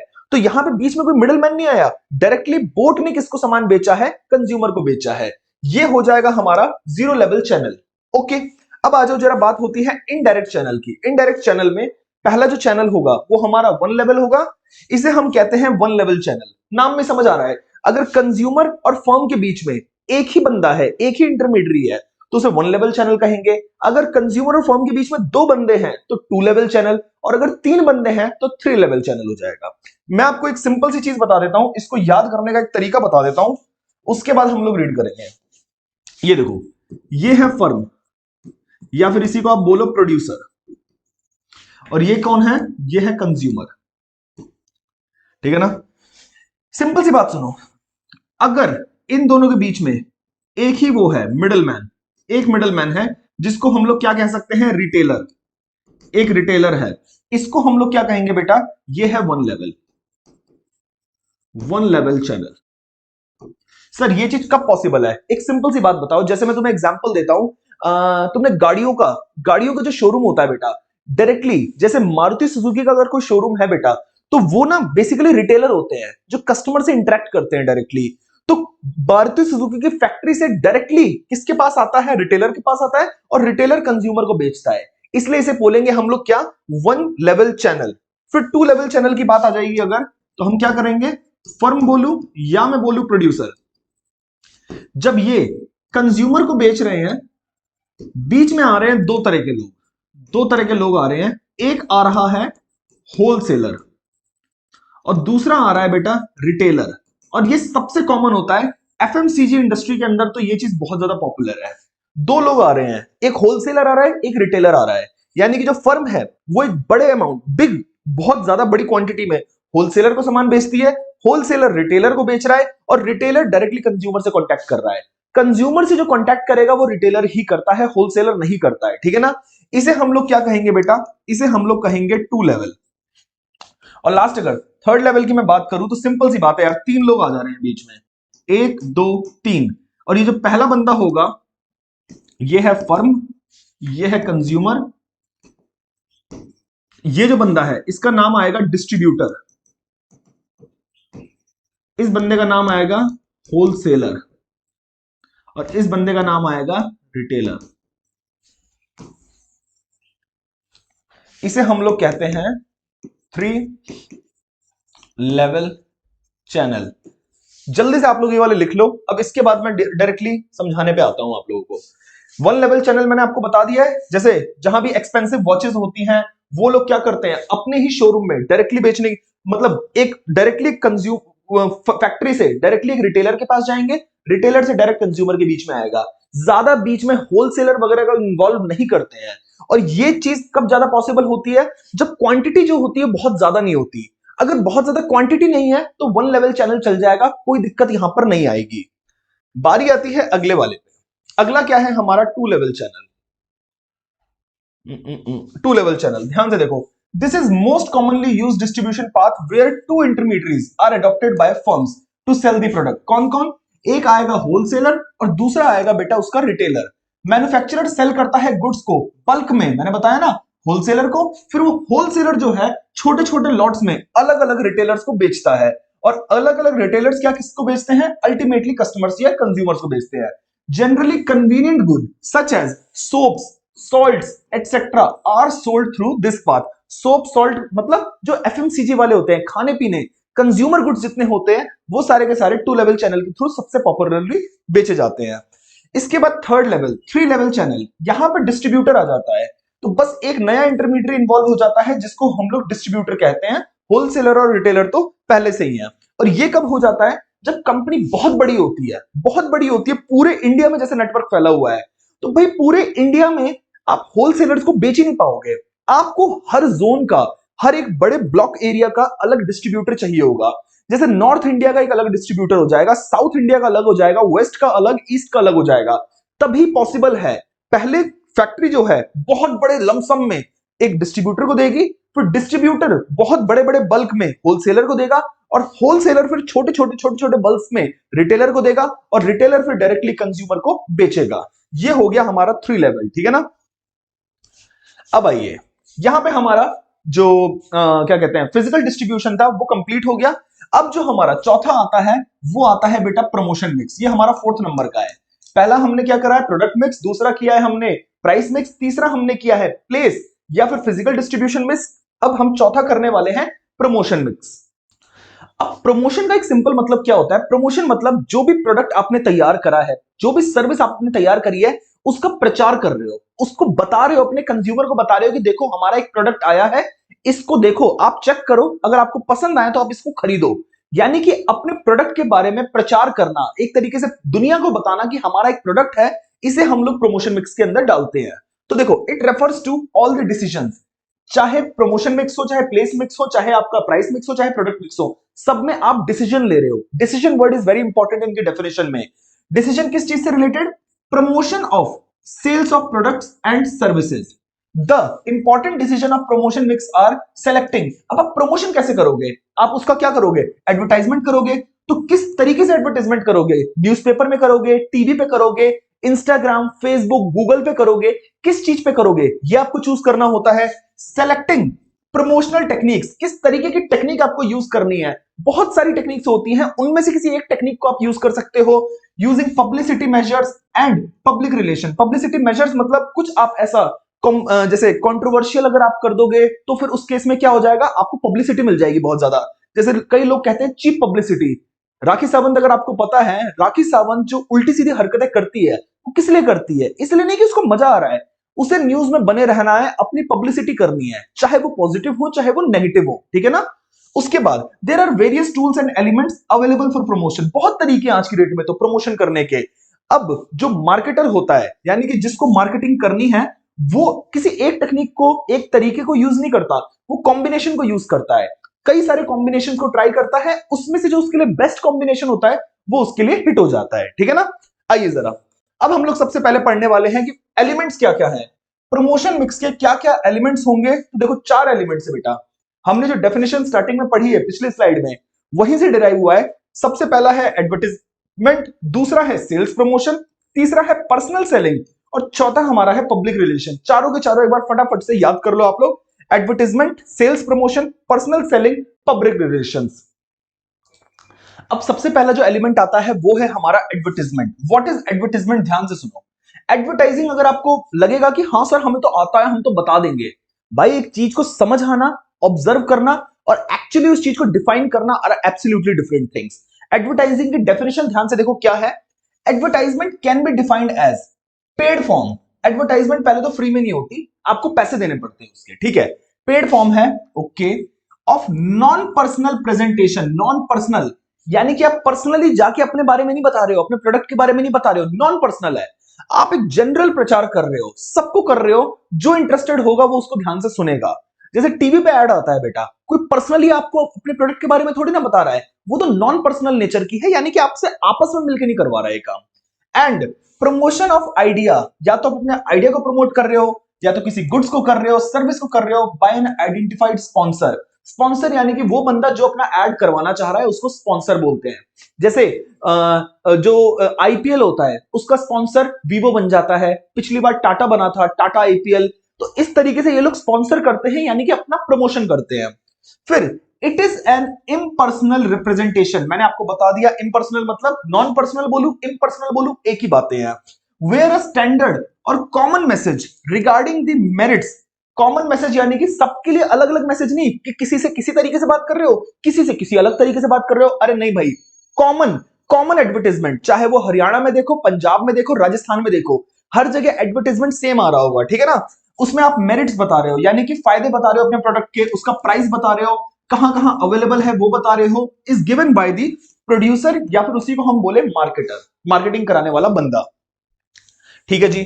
इसके बाद अब यहां पे हम लोग करने वाले हैं फीचर्स ऑफ एडवर्टाइजमेंट। एडवर्टाइजमेंट के क्या क्या फीचर्स हैं, या फिर हम कह सकते हैं एडवांटेजेस क्या हैं एडवर्टाइजमेंट के। फीचर्स बोलूं या यहां पे एडवांटेजेस बोलूं एक ही बात है। आपको मैं कहूंगा एनी फोर, कोई चार आप याद कर लेना, पेपर में जब सिंपल क्वेश्चन बनना हुआ तो बन सकता है, ठीक है। पहला है रीच। भाई एडवर्टाइजमेंट से जो आपकी प्रोडक्ट की रीच है, ज्यादा से ज्यादा लोगों तक आपके प्रोडक्ट के बारे में मैसेज पहुंचता है, ठीक है ना। Advertising can reach a large market as through various media of advertising there is benefit of mass reach. आप क्या कर सकते हो भाई, अगर एडवर्टाइजमेंट आप करने चलोगे, देखो पर्सनल सेलिंग में आप गली मोहल्ले पे कवर कर सकते हो, बट जब एडवर्टाइजमेंट की बात आती है तो बेटा पूरा का पूरा स्टेट, पूरा का पूरा जोन, पूरी पूरी कंट्री आप टारगेट कर सकते हो, दबा के एडवर्टाइजमेंट हो सकता है आपका, ठीक है। दूसरा होता है बेटा चॉइस। एडवर्टाइजमेंट के लिए आपके पास बहुत तरह की चॉइस होती है। चॉइस यानी कि आप किस जगह एडवर्टाइजमेंट कराना चाहते हो। आप प्रिंट मीडिया यानी कि न्यूज़पेपर में करवा सकते हो, आप टेलीविजन में करवा सकते हो, जैसे कोई चैनल आ रहा है, अनुपमा आ रहा है, उसके बाद तुरंत आपका किसी कुकर, प्रेशर कुकर का ऐड आ गया, क्योंकि इन जनरल कौन लोग देखते हैं अनुपमा, जो हाउसवाइफ्स होती हैं, तो प्रेशर कुकर का ऐड आएगा कोई, तो फिर क्या हो जाएगा, वो प्रोडक्ट चलने लग जाएगा। तो there is wide variety of media available for advertising of video, audio या फिर visual audio, print media etcetera. This variety और choice helps the marketer to select the media keeping in mind the target customer. Simple सी बात है। Advertising for video, audio, audio की जब मैं बात कर रहा हूं तो सिर्फ पॉडकास्ट जो होते हैं जिसमें आपकी शक्ल नहीं दिखती है, आपकी आवाज सुनाई देती है, जैसे स्पॉटिफाई वगैरह पे आता है, तो वो आप वहां पे अपनी ऑडियंस को कैटर कर सकते हो कि इस चीज के लिए हम ऐड करवाना चाहते हैं। विजुअल ऑडियो यानी कि कोई बोल नहीं रहा है कि यहां पे एक विजुअल चल रहा है, सामने चित्र चल रहा है और पीछे से ऑडियो चल रही है, इस तरह के हो सकते हैं। किसी भी तरह में आप अपना कॉम्बिनेशन चूज कर सकते हो, आपके प्रोडक्ट के लिए क्या बेहतर है। तीसरा होता है लेजिटिमेसी। लेजिटिमेसी का मतलब क्या है, अगर कोई कंपनी, एक कंपनी है जो क्लेम कर रही है कि जो हमारी बाइक है उसकी जो माइलेज है 1 लीटर में 80 किलोमीटर है, 1 लीटर में 80 किलोमीटर चलती है, और इसका वो दबा के प्रमोशन कर रही है, तो भाई एक बात बताओ, एक लेजिटिमेसी यानी कि हमें यकीन हो जाता है कि जो बात बोली जा रही है वो सही बोली जा रही है, क्योंकि कोई बेवकूफ कंपनी होगी कि झूठ बोलेगी अपने इतने बड़े एड कैंपेन के अंदर, अदरवाइज उसको बैकलैश भी बहुत अच्छा मिलेगा। तो अगर एडवर्टाइजमेंट कराते हो तो लोग आपकी बात को लेजिटिमेट भी मांगते हैं, ठीक है ना। In advertisement the message regarding the product और service are given publicly to customers, so there is always a proof for it and customers believe that publicly the company will not give false information of the product. फिर क्या होता है एक्सप्रेसिवनेस। एक्सप्रेसिवनेस यानी कि यहां पे अपने मार्केटर के पास कमाल की अपॉर्चुनिटी आ जाती है अपने आप को एक्सप्रेस करने के लिए। जो भी बात वो अपने प्रोडक्ट के बारे में बताना चाह रहा है वो सब बातें बता सकता है अपने टारगेट ऑडियंस को, टारगेट कस्टमर को। तो advertising provides enough opportunities to marketer to dramatize the message with the help of drawings. कैसे भी कर सकता है, ड्राइंग बना सकता है, कलर्स के साथ खेल सकता है, पिक्चर बना सकता है, music, dance, he can do anything. जिस तरीके से वो चाहे उस तरीके से वो अपने प्रोडक्ट को क्रिएटिवली मार्केट कर सकता है। जैसे अगर मैं आपको बताऊं, मेंटोस का ऐड आता है, भाई मेंटोस का ऐड कितना क्रिएटिव होता था, है ना। मेंटोस का ऐड हो गया, स्प्राइट का ऐड हो गया, ये लोग हर तरीका यूज कर लेते हैं कि भाई कॉम्पिटिटर का प्रोडक्ट ना खरीद के इनका प्रोडक्ट खरीदा जाए।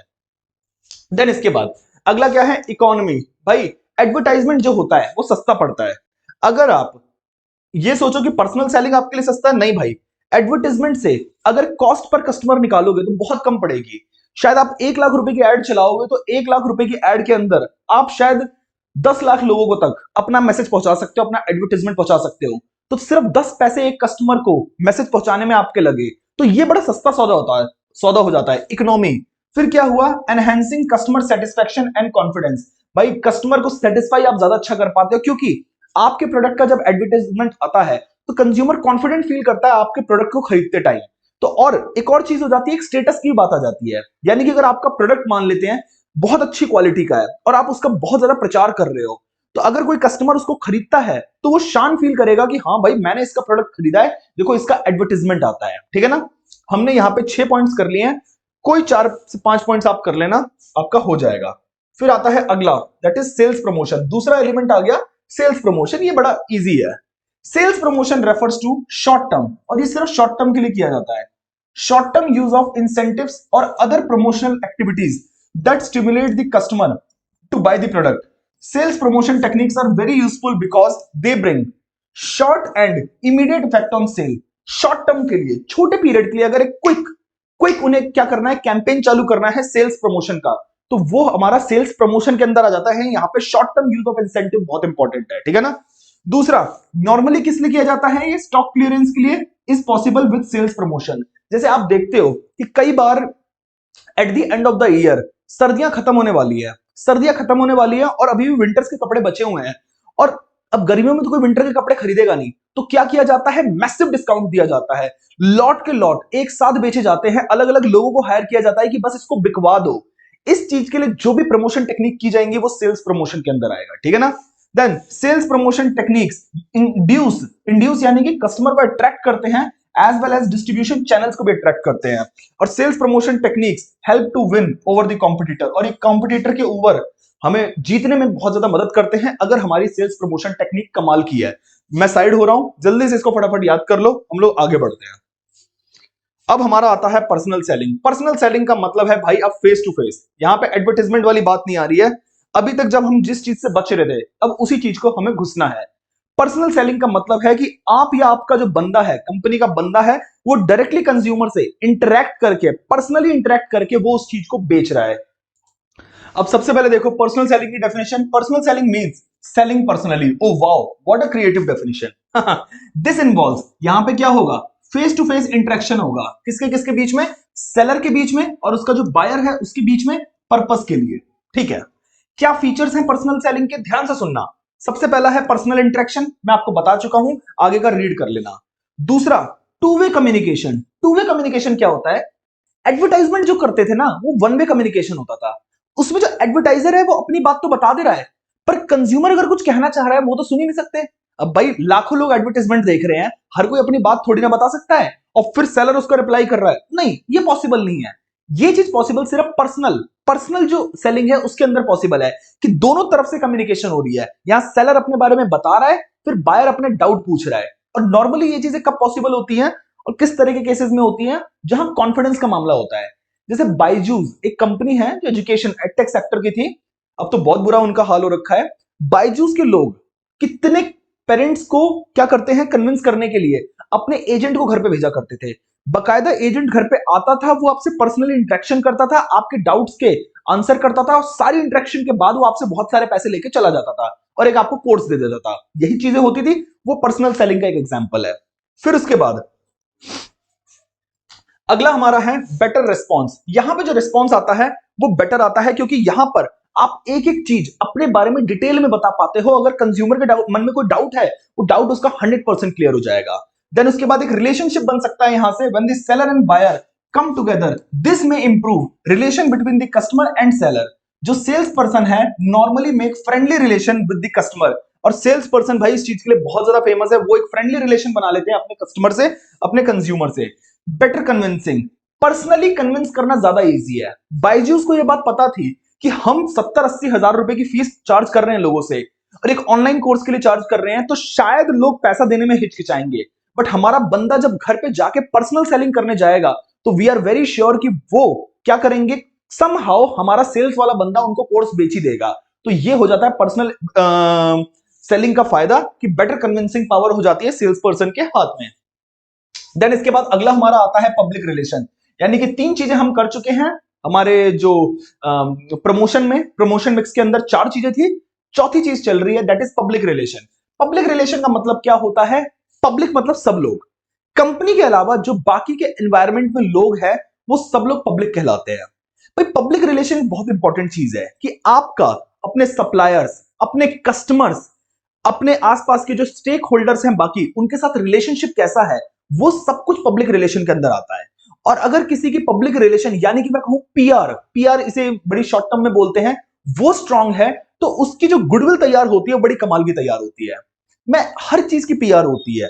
अगर मैं बात करूं फिल्म स्टार्स की, सिंगर्स की, तो इनकी भी एक पब्लिक रिलेशन टीम होती है, पीआर टीम होती है। वो पीआर टीम क्या करती है, इन लोगों का वैसे प्रमोशन नहीं करेगी कि एडवर्टाइजमेंट हो रहा है, इन लोगों के बारे में कुछ अच्छी अच्छी चीजें मीडिया के अंदर निकलती है। बहुत तरीके होते हैं पीआर के लिए। एक एजेंसी होती है जो मोटा अमाउंट चार्ज करती है। उसमें क्या होता है कि जैसे रणबीर कपूर है, रणबीर कपूर मेरे को बहुत पसंद है, बट उसकी क्या होगा, यूट्यूब के ऊपर एक बहुत इमोशनल वीडियोस डाल दी जाएंगी, जैसे कि वो किसी गरीब को खाना खिला रहे हैं, किसी गरीब को गले लगा रहे हैं। तो इससे क्या होता है, लोगों के मन में आएगा हाय हाय रणबीर कपूर तो कितना अच्छा इंसान है, कितना भलाई कर रहा है लोगों की, इससे लोगों का कनेक्शन फील होगा। ये सब चीजें पब्लिक रिलेशन के अंदर आती है। तो मीडिया के अंदर जो आप हर चीज देखते हो कि अरे यही सच है, ऐसा कुछ नहीं होता। अगर रणवीर सिंह की मैं बात करूं, वो बहुत ज्यादा एक्टिव रहता है, एकदम जोशीला रहता है, एकदम भाईचारे वाला रिलेशन करता है, शायद हो सकता है वो अंदर से वैसा हो ही ना, इनकी पीआर टीम इनसे ये सब चीजें करवाती है। पब्लिक रिलेशन हर चीज के लिए एप्लीकेबल है, जिस चीज का भी प्रमोशन मार्केट के अंदर करना है। तो public relation means maintaining public relation with public. क्या बात है, डेफिनेशन देख लो भाई, बिल्कुल एक्टिव वॉइस और पैसिव वॉइस का सबसे बढ़िया use. Bye maintaining public relations companies create goodwill. भाई कंपनीज या लोग, अगर एक ब्रांड में बात करूं, एक सेलिब्रिटी भी तो एक कंपनी की तरह ही हो गया, वो भी तो पैसा कमाने की मशीन है, वो गुडविल बनाते हैं। पब्लिक रिलेशन इवेल्युएट करते हैं पब्लिक एटीट्यूड्स, कि पब्लिक का एटीट्यूड कैसा है उसको इवेल्युएट किया जाता है। आइडेंटिफाई की जाती हैं policies and procedures of an organization with the public interest to earn public understanding and acceptance. भाई सिंपल सी बात है, बॉलीवुड का आज के बॉयकॉट बॉलीवुड जो चल रहा है, ये बेकार पीआर की वजह से है। अब बॉलीवुड हर कोशिश करेगा, हर सेलिब्रिटी कोशिश करेगा कि जो उसका पीआर है वो जितना हो सके उतना स्ट्रांग कर दिया जाए। ये सब चीजें होती हैं अल्टीमेटली बिजनेस को इंप्रूव करने के लिए, ठीक है ना। कोई महान नहीं, कोई कुछ नहीं होता, एवरीथिंग इज बिजनेस, ठीक है। नाउ अब हम लोग यहां पे बात करेंगे किस तरीके से, कौन कौन से टूल्स हैं जिससे पब्लिक रिलेशंस बेटा इंप्रूव किए जा सकते हैं। तो सबसे पहला तरीका क्या है, न्यूज में sometimes company get involved in such kind of activities or make such policies so that get some positive coverage in news. For example, a company में, जैसे एक कंपनी है जिसने बोला हुआ है कि भाई हम अपनी कंपनी के अंदर सिर्फ और सिर्फ औरतों को एम्प्लॉय करेंगे, और स्पेशली वो औरतें जो थोड़े से पिछड़े बैकग्राउंड से आती हैं। तो इस केस में क्या होगा, न्यूज के अंदर उस कंपनी के बारे में बहुत सारी बातें की जाएंगी कि भाई देखो कितनी अच्छी कंपनी है, विमेन एम्पावरमेंट के लिए काम कर रही है, और इस तरीके से उसे न्यूज के अंदर कवरेज मिलेगी। शायद उन्होंने न्यूज वालों को पैसे नहीं दिए, पर बाय डिफॉल्ट उन्होंने एक ऐसा काम किया है कि न्यूज के अंदर कवरेज मिली जाएगी। तो इस वजह से उनका एक पब्लिक रिलेशन पीआर बहुत स्ट्रांग हो जाएगा। दूसरा हमारा होता है स्पीचेस। भाई speeches given by leaders of corporate sector. जैसे मैं अगर आपको बताऊं, जीरोधा अगर आपने नाम सुना हो, उसमें निखिल कामत उसके सीईओ हैं। जीरोधा एक स्टॉक मार्केट की ऐप है, निखिल कामत जो है उनके सीईओ हैं। मैं उनको बहुत पसंद करता हूं, मतलब एडमायर करता हूं मैं बहुत ज्यादा। उनको मैंने पहली बार जाना ही तब था जब उनकी मैंने एक स्पीच सुनी थी, है ना। आप देखेंगे जो बड़े बड़े कॉर्पोरेट मतलब कॉलेजेस में जाके स्पीच देते हैं, एमबीए चाय वाला है, फिजिक्स वाला जो हमारे अलक पांडे सर हैं, इस तरह के जो बड़े बड़े टीचर्स हैं, बड़े बड़े एंटरप्रेन्योर्स हैं, ये लोग क्या करते हैं, जाके पब्लिक में स्पीचेस देते हैं। इससे उनकी पीआर स्ट्रांग होती है, पब्लिक कवरेज मिलती है और इस तरीके से उनका ओवरऑल ब्रांड इंप्रूव होता है। ठीक है ना। तीसरी चीज हो गई इवेंट्स। इवेंट्स होते हैं, आप देखोगे कि अलग अलग ब्रांड्स उसको स्पॉन्सर भी करते हैं। जैसे रेडबुल है, रेडबुल इवेंट्स कराने के लिए बहुत ज्यादा फेमस है। जो भी एडवेंचर वाले इवेंट्स होते हैं ना, उसमें रेडबुल सबसे पहली कंपनी निकल के आती है। जहां पे बाइक उछालने वाला हो या फिर स्केटिंग वाला हो, अगर कैलिस्थेनिक वाली एक्सरसाइजेस हो, हर चीज में जो रेडबुल है वो बहुत एक्टिव होता है। तो इवेंट्स जब आप कोई ऑर्गेनाइज कराते हो तो इससे भी आपके ब्रांड को बहुत अट्रैक्शन मिलता है and you maintain a good public relation. Then इसके बाद रिटन मटेरियल्स, कुछ रिटन मटेरियल्स अगर उसके बारे में लिखा है, जैसे कि कोई बैलेंस शीट निकल के आ रही है, एनुअल रिपोर्ट्स निकल के आ रही है, special documents, brochure etcetera to are circulated to various parties to improve and maintain public image of the company. Balance sheet यानी कि कंपनी की जो फाइनेंशियल्स है, कंपनी की जो फाइनेंशियल स्टेटमेंट्स है, अगर वो अच्छी हैं तो आप उसे पब्लिक कर देते हो। पब्लिक कर देते हो तो शायद अगर आपका उसका बहुत प्रॉफिट है या फिर आपने इस साल में ग्रोथ बहुत ज्यादा करी है, तो इससे भी आपके जो स्टेक होल्डर्स हैं, जो आपके इन्वेस्टर्स हैं, शायद हो सकता है आपके लेंडर्स होने वाले जो हैं, वो लोग बहुत ज्यादा इंप्रेस हो जाएंगे। इससे आपकी पब्लिक रिलेशन बहुत स्ट्रांग हो जाएगी। And last is public service activities. भाई सिंपल सी बात है, हर कंपनी का अपना एक फाउंडेशन होता है। फाउंडेशन होता है यानी कि जहां पे समाज का कार्य करने के लिए वो एक फाउंडेशन खोल देते हैं। इसके दो पर्पस होते हैं। पहला पर्पस होता है टैक्स सेविंग्स। टैक्स सेविंग दबा के लोग करते हैं यहां पे अपने फाउंडेशन के लिए। और दूसरा होता है समाज में एक मैसेज जा रहा है कि भाई ये लोग सोसाइटी के लिए कुछ कर रहे हैं तो हम इनका प्रोडक्ट खरीदेंगे।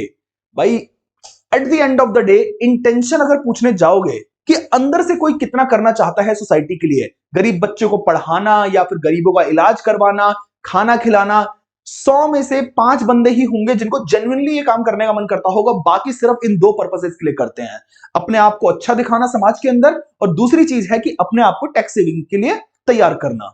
इसके अलावा और भी कुछ भी चीज यहां पर है नहीं। और हमारा जो मार्केटिंग वाला चैप्टर है वो 100% कंप्लीट हो गया है। आप रोक रोक के याद करते करते इस चीज को करना।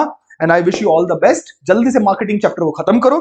इसके बाद मैं आपको अगली वीडियो फाइनेंशियल मार्केट के ऊपर दूंगा। ठीक है ना। चलो bye bye guys, take care.